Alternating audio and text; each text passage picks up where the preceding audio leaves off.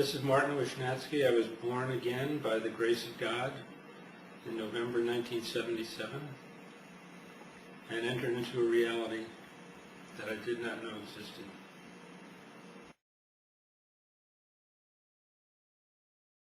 The final topic today is the subject of despair. The opposite of despair is hope. Despair and hope are not based in current circumstances, but they are based on an expectation of what the future will hold. If we feel that there is reason that the future will have a positive outcome, we have hope.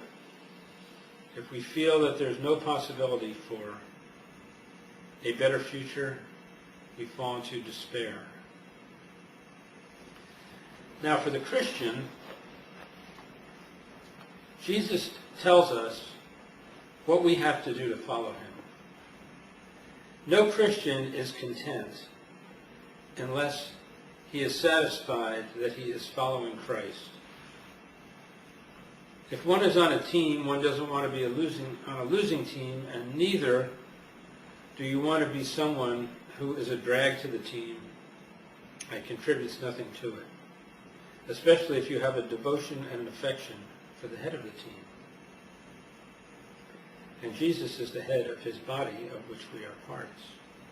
So there is an emotional connection between us as creatures and God as the creator. And when we enter into that relationship, if we feel that the relationship is not working right, it can have a great effect on our state of mind. Now, we have to face one fact, which is that God is greater than we are and always will be. And so there is always a temptation for a Christian, it's a Christian temptation to despair. Because how can we live up to God's high standards? It seems like we must always fall short. But the Lord says, he addresses that. He says, "My grace is sufficient for you, and my strength is made perfect in weakness." So we have to be careful as Christians not to enter into a false, self-centered perfectionism. Because in the blinding light of the perfection of God, guess what? Every imperfection appears. But not that we should be condemned, but that we should be transformed and regenerated by his grace.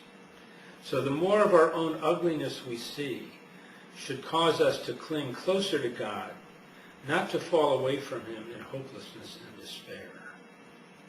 Because the Lord, as the best parent that there is going to show his child his weaknesses, his failings, and his shortcomings, that he might overcome them and grow and become more conformed to the image of Christ.